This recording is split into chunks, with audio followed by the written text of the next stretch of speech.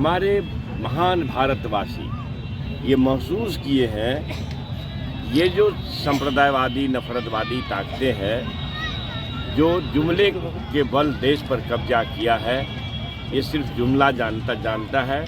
इनको आम जन समस्या से कोई मतलब नहीं है। बेरोजगारी चरम पर है, सारे रिकॉर्ड बेरोजगारी का ध्वस्त हो गया है। नौजवान पढ़ लिख करके भटक रहा है और अभी आपने सुना कि 30 लाख रिक्ति बाकी है।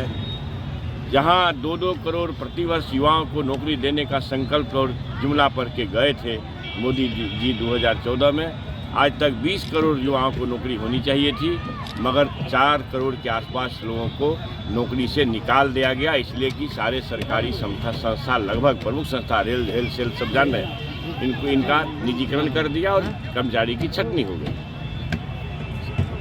प्रत्येक भारतीयों के खाते में, अगर ये भी कहता कि गरीब के खाते में, कलेक्टर के भी खाते में, विधायक के भी खाते में, उनका प्रत्येक भारतीय खाते में क्या जुमला भाई।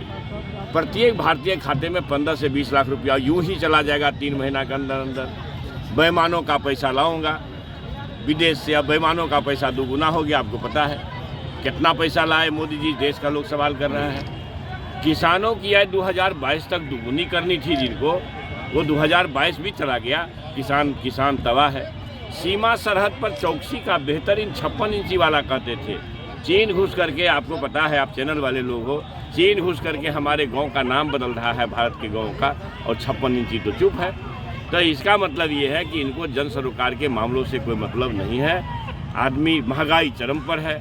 ये सारे जन समस्या से मुकर, उससे इतर ये हवा दे करके फिर से जुमला पढ़ करके देश में जो फिर से सत्ता पर काबिज होना चाहते हैं, भारत की जनता, बिहार की जनता मुंहतोड़ जवाब देगी। और जैसे अंग्रेज को 7 समुद्र पार किया था, वैसे ही लोग वैचारिक रूप से 7 समुद्र पार जाएंगे, बुरी तरह हारेंगे। लेकिन प्रजातंत्र को लूटने की कोशिश हो रही है, उम्मीदवारों के नामांकन को रद्द करके प्रजातंत्र को खोखला करके बर्बाद करना चाहते हैं। देश की जनता तैयार है और मैं उम्मीद करता हूं, चाहे वो इलेक्ट्रल बॉन्ड का मामला हो कि चंदा दो, धंधा लो, क्या क्या नहीं हो रहा है। अच्छा, जो बोलेगा और जंगल राज को लेकर भाई, मैं ये कहता, जो बोलेगा वो जेल जाएगा। अगर शुभेंदु अधिकारी हजारों करोड़ के घोटाले में गए, वेस्ट बंगाल वाले उनके पार्टी में चले गए तो दूध के धुले हो गए।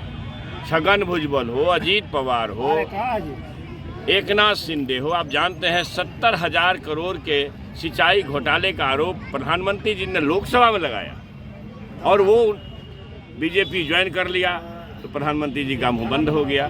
इस तरह से समाज जानती है, देश जानती है कि ये लोग जुमला पढ़ने वाले लोग हैं। अभी उत्तर प्रदेश के मामले में एक सूट वारंट का आदमी आपके मीडिया पर भी आया है, अखबारों में छपी है, जिस पर सूट वारंट था, वो बीजेपी के मंत्री के सामने पार्टी ज्वाइन किया। अब ये सब काम हो रहा है तो जंगल राज कहाँ है और मंगल राज कहाँ है, ये बिहार की जनता परिवारवाद को लेकर नीतीश कुमार लगातार चिराग पासवान जी में परिवारवाद नहीं झलकता है, केशव प्रसाद मौर्य में परिवारवाद नहीं झलकता है, वो राजनाथ जी जो है मंत्री, इनके साथ सब बड़ा हर समय रहे, उनमें परिवारवाद नहीं झलकता है। कम से कम 40 ऐसे बड़े नेता हैं जो परिवारों का पोष रहे हैं और मोदी जी के सरपरस्ती में पोष रहे हैं, ये आप सबको पता है। इसलिए मुकाबला हमारा सीधे संप्रदायवादी नफरतवादी ताकतों से है। अमन पसंद लोग इस बार पूर्णिया में बड़े मत के अंतर से जीतने वाले हैं और वो राष्ट्रीय जनता दल लालटेन के उम्मीदवार बीमा भारती अजय बहुमत से जीतेगी।